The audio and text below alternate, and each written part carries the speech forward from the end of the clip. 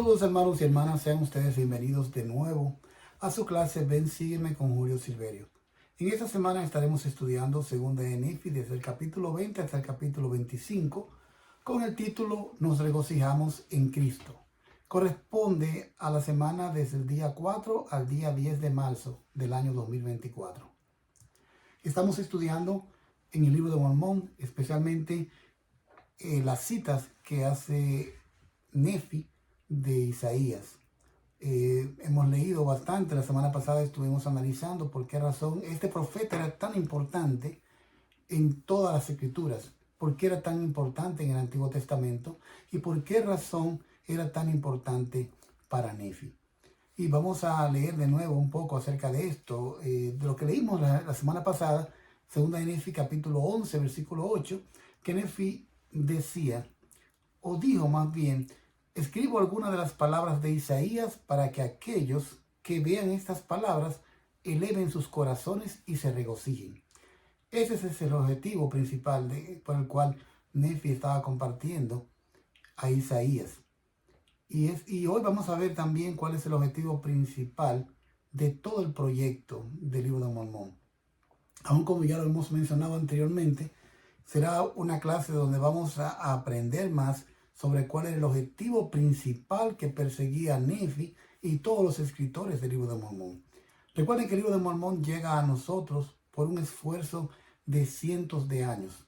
Varios siglos de historia fueron compiladas por profetas. Estas planchas fueron protegidas, fueron cuidadas y fueron en su momento hasta sepultadas, guardadas en la tierra, para que cuando el Señor lo pusiera como su voluntad, saliera de nuevo de la tierra, para que cuando el Señor lo dispusiese, pudiésemos tenerlo hoy en día. Y realmente ese es el milagro del libro de Mormón, el cual es otro testamento de Jesucristo. Vamos a aprender sobre cuál fue realmente la mayor motivación que tuvieron esos profetas para escribir y para conservar esa historia, para que seamos nosotros exclusivamente quienes pudiésemos tenerla y disfrutarla hoy en día.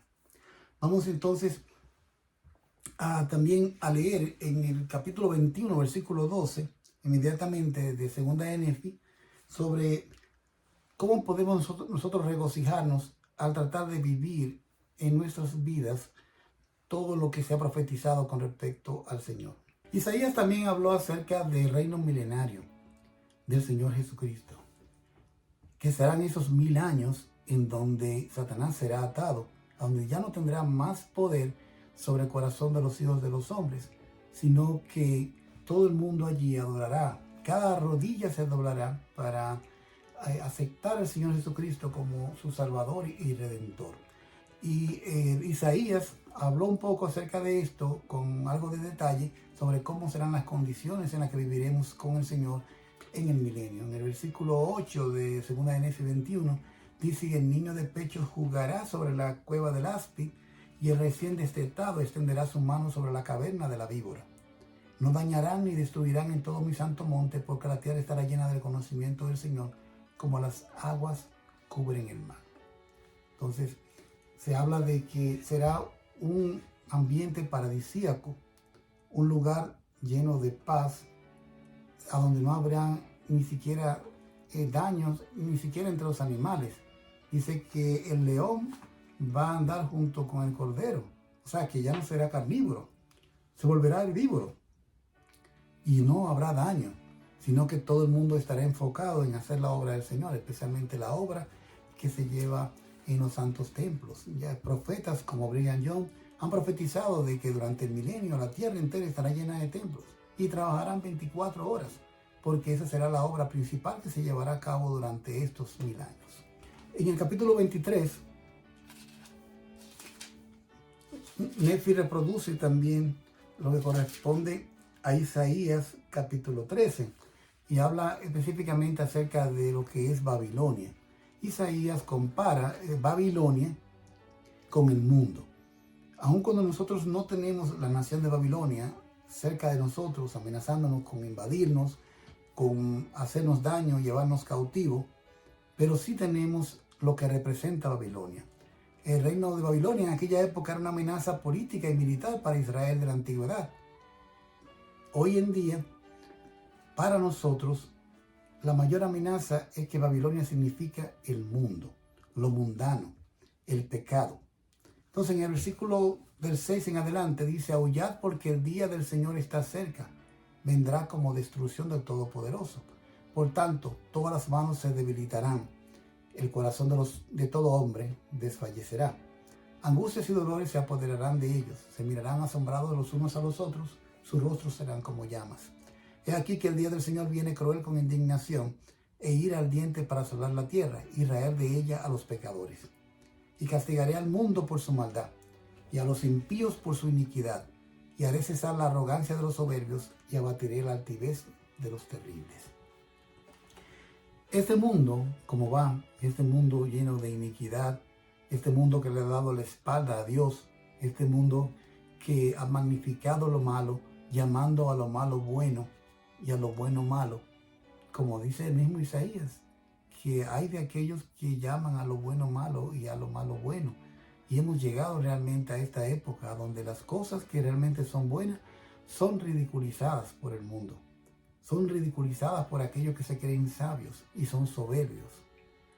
Y el Señor ya tiene el hacha sobre cada árbol, y cada árbol que no dé su fruto será desarraigado, será cortado. Y este mundo, tal como lo conocemos, un día dejará de ser, porque el Señor finalmente va a cansarse, dejará de soportar por más tiempo la iniquidad que hay sobre este mundo, a donde Satanás reina, a donde tantas personas le hacen caso, a donde él utiliza tantos recursos, tantos lo que podemos ver que están cerca de nosotros, que podemos palpar, pero también está utilizando la tecnología. Y no solamente busca a los adultos, no solamente busca a nuestros jóvenes, sino que también busca a los niños. Está utilizando recursos como los celulares, como las redes sociales, para aumentar su poder sobre el corazón de los hijos de los hombres. Hoy en día tiene trampas bien elaboradas, y sus súbditos que le ayudan en su obra confeccionan programas, videos, y tienen estrategias para que aquellos que hemos sido llamados para seguirle, para que todos los hijos de Dios se desvíen su mirada y no miren más a Cristo para seguirlo, sino que sigan las cosas del mundo. Y un día esto va a terminar, porque Él ha profetizado que vendrá en su gloria, y dice el versículo 11: y castigaré al mundo por su maldad y a los impíos por su iniquidad. O sea que esto no se va a quedar así.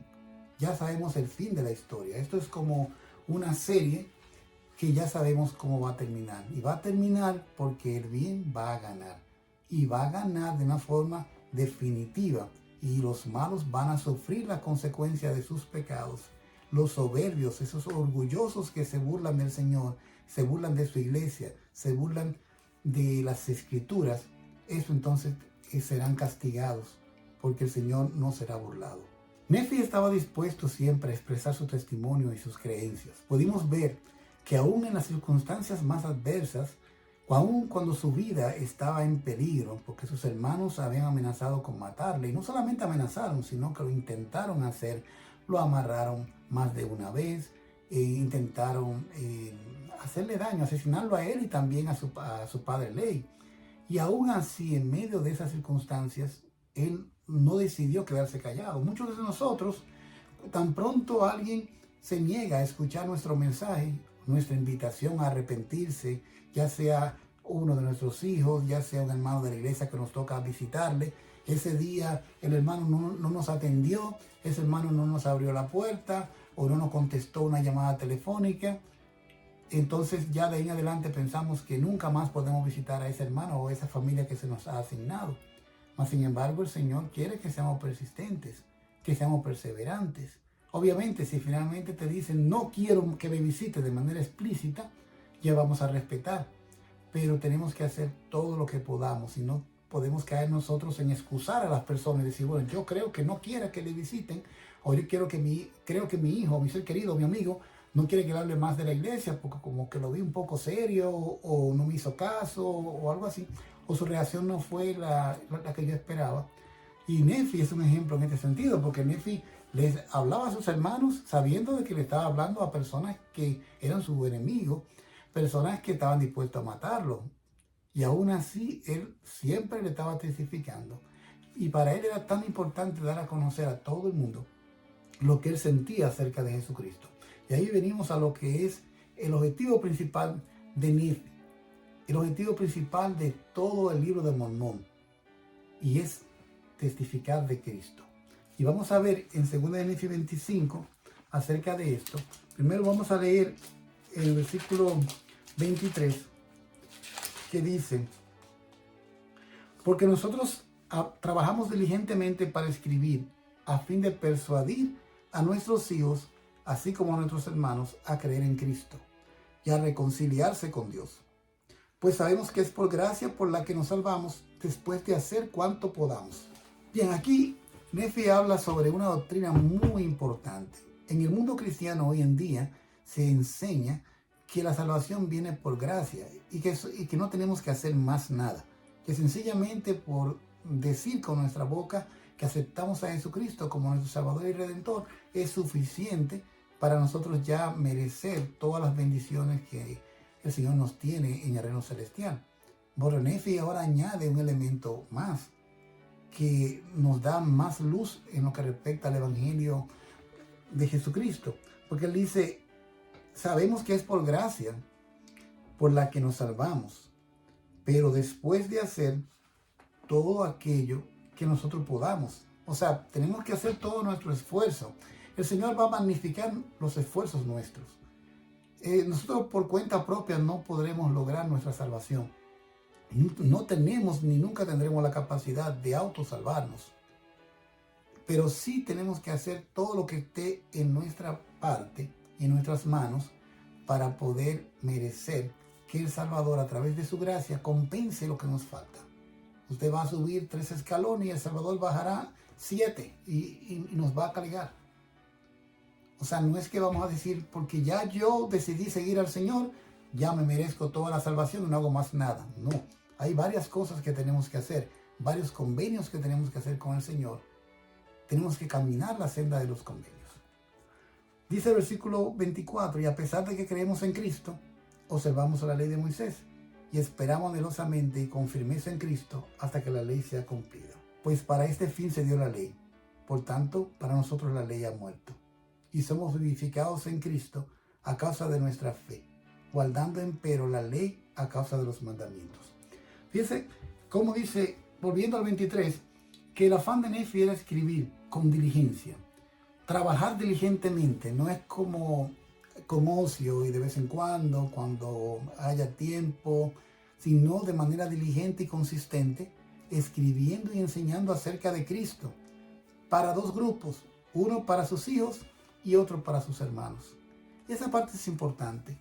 Procure, hermano, salvar a su familia primero, antes de salvar a los hermanos. Yo he tenido la bendición de ser obispo varias veces, de ser líder varias veces en la iglesia, y muchas veces he tenido que luchar para mantener el equilibrio. Y en el equilibrio y en el orden siempre debía estar mi familia, mi esposa y mis hijos, y luego entonces voy a servirle a mis hermanos. A veces nosotros como líderes nos afanamos tanto, luchamos tanto por bendecir las vidas de nuestros hermanos que el Señor ha puesto en nuestra responsabilidad, por hacer las visitas, y salimos. Y muchas veces salimos a brindar a otras familias la luz, todo el amor, todo el servicio, y suplirle necesidades a esos hermanos que posiblemente en nuestras casas no han sido suplidas. Me tocó durante el huracán George en mi tierra natal, dominicana. Durante el huracán, muchos de los hermanos de mi barrio estaban en situaciones de mucha vulnerabilidad. Sus casas estaban en lugares peligrosos y había mucha amenaza de que las inundaciones pudiesen hacerle daños. Y yo como obispo estaba bastante preocupado. Hicimos la reunión del consejo de barrio hablamos con los líderes, hicimos un levantamiento para ver cómo estaban las familias. Y aún así, cuando llegó el ciclón, estaba yo haciendo algunas visitas y tratando de rescatar y ayudar familias. Y había dejado a mi familia sola. Mi esposa todavía me reclama, dejaste a la familia sola y la casa se estaba llenando de agua. Llegué ya cuando el agua estaba casi entrando a la casa porque todo el patio se inundó. Y ahí tuve que fajarme a ayudar a mi familia y aprendí la lección de que realmente estamos llamados para servir a nuestros hermanos, para amar a nuestros hermanos como a nosotros mismos. Y cuando tenemos esos llamamientos, realmente llegamos a amarle con todo el corazón y haríamos cualquier cosa por ellos. Pero primero tenemos que salvar a nuestra familia. Ningún llamamiento, ninguna asignación va primero que nuestra esposa y que nuestros hijos. Porque es mejor que nosotros salvemos a nuestra familia. Y si el llamamiento que tenemos en la iglesia no podemos equilibrarlo para darle a la familia la mayor importancia, pues entonces mejor que no tengamos el llamamiento y que sigamos atendiendo a nuestra familia, que es más importante que cualquier otra asignación que podamos recibir. Lo ideal fuera que sí pudiésemos hacer un equilibrio, que podamos servir a nuestra familia, darle a nuestros hijos, a nuestra esposa, todo lo que necesitan, todo el sustento espiritual y temporal que necesitan, y luego vamos y servimos a los demás. Pero si usted no tiene la capacidad para hacer ese equilibrio y uno de los dos va a perder de su atención, que no sea su familia. Tiene que atender a su familia primero. Y entonces vamos a ver qué es realmente lo que Nefi deseaba que la gente supiera acerca del Salvador.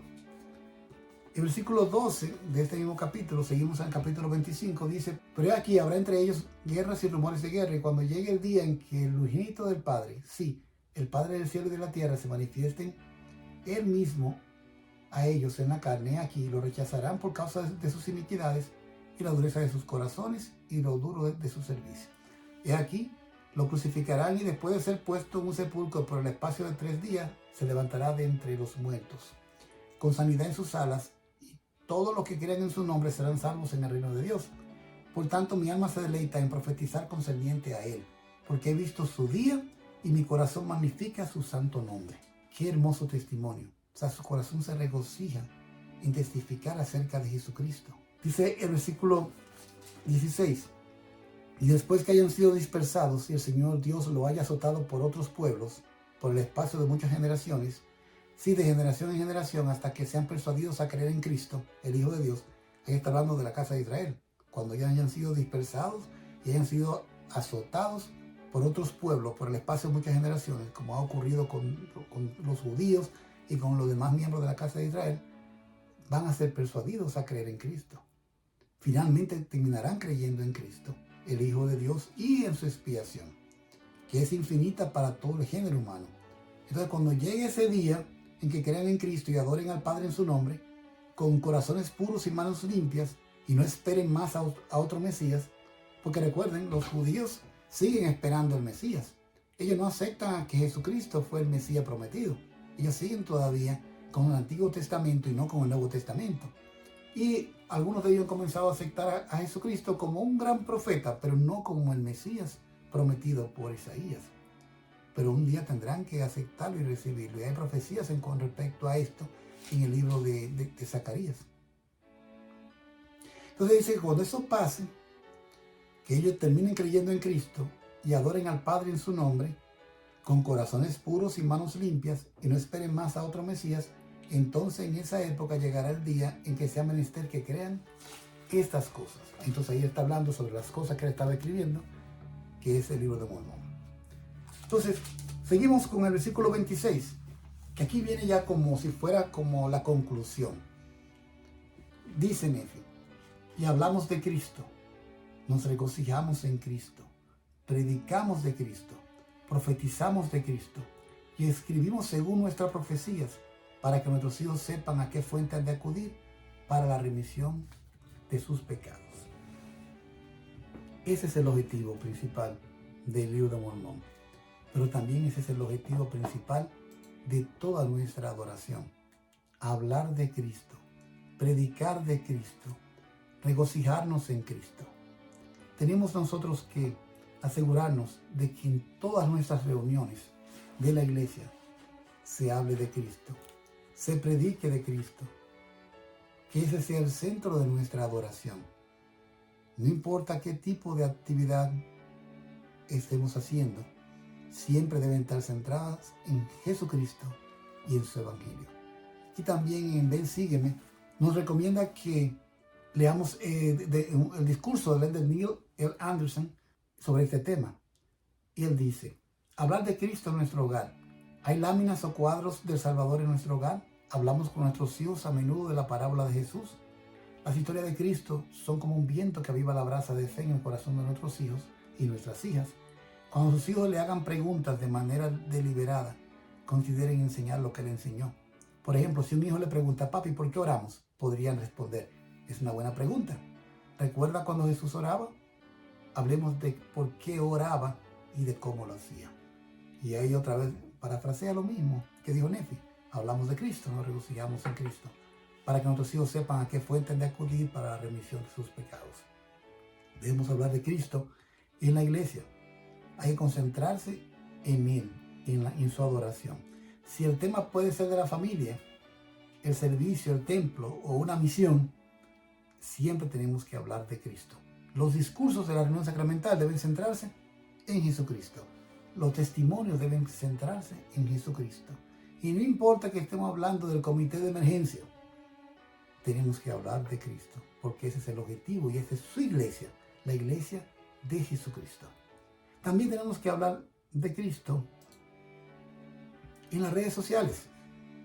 Hoy en día todos tenemos redes sociales y tenemos manera de influir sobre otras personas. Tenemos forma de dar nuestros testimonios a nuestros amigos y publicarlo para que todo el mundo pueda verlo. Dice el elder Anderson: sea más abierto en las redes sociales al hablar de su confianza en Cristo. La mayoría de las personas respetarán nuestra fe, pero si alguien lo rechaza cuando hablen del Salvador, ármense de valor mediante su promesa. Bienaventurados sois cuando por mi causa os vituperen, porque vuestro galardón es grande en los cielos. Nos interesa más ser sus seguidores que agradar a nuestros propios seguidores. Pedro aconsejó: está siempre preparado para responder sobre la esperanza que hay en vosotros, y hablemos de Cristo. Todos queremos seguidores, queremos followers, queremos me gusta. Pero por esa razón es que muchos tienen miedo de hablar de Cristo, porque lo ven como algo impopular y sus seguidores van a dejar de seguirle. Pero el Señor dice que quien se avergüence de Él aquí en la tierra, el Señor se va a avergonzar de ellos en el reino de los cielos. Esa es la razón principal por la que yo estoy llevando a cabo esta clase online, para que las personas sepan en lo que yo creo, para que sepan que yo creo en Cristo, me regocijo en Cristo, porque eso es lo que el Señor espera que usted haga también, que usted comparta sus sentimientos, su testimonio acerca de Jesucristo hacia todos sus amigos. Y para esto podemos utilizar estos recursos como las redes sociales. El libro de Mormón es un poderoso testigo de Jesucristo. Cada página prácticamente testifica de Jesucristo. Cada versículo y medio se habla de Jesucristo o con uno de sus muchos nombres. Sus páginas están llenas de conocimiento acerca de la expiación y de su gracia. Como compañero del Nuevo Testamento, el libro de Mormón nos ayuda a comprender mejor por qué el Salvador vino a rescatarnos y cómo podemos llegar a Él con mayor sinceridad. Hermano, no desperdicie esta oportunidad que usted tiene de compartir su testimonio utilizando las redes sociales, de compartir su testimonio a su familia, que sus hijos les escuchen testificar de Cristo, que puedan contestarle sus preguntas con la vida de Jesucristo y con las palabras de Jesucristo, que en la iglesia cuando usted hable, que hable de Cristo también, y en el trabajo que todo el mundo sepa que usted es un verdadero seguidor de Jesucristo y que no se avergüenza del Evangelio porque es poder de Dios para salvación. Y quien no se avergüenza del Señor aquí en esta vida, el Señor entonces lo va a exaltar en la vida venidera. Yo sé que Jesucristo vive y no me avergüenzo de testificarlo. Yo tengo miles de personas en mis redes sociales y no me molesta.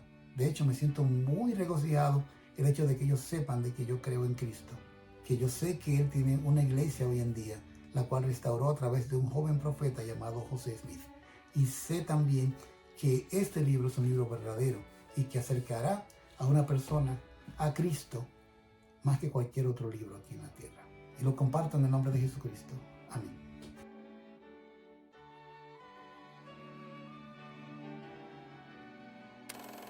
If there had been no fall of Adam by which cometh death, there could have been no atonement of Christ by which cometh life.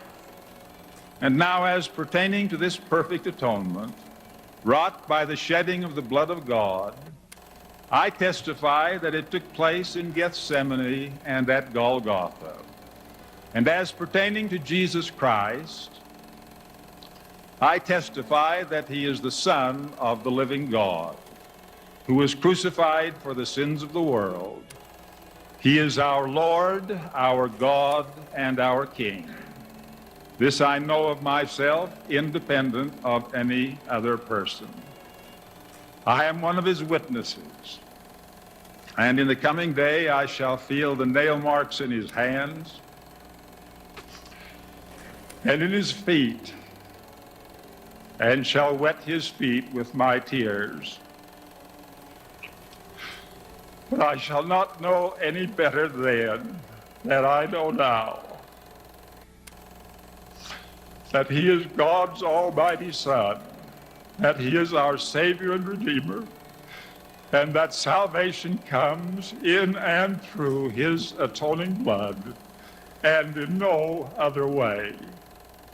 God grant that all of us may walk in the light as God our Father is in the light, so that according to the promises, the blood of Jesus Christ, his Son, will cleanse us from all sin. In the name of the Lord Jesus Christ, amen. I believe in Christ, he is my King. With all my heart to him I'll sing.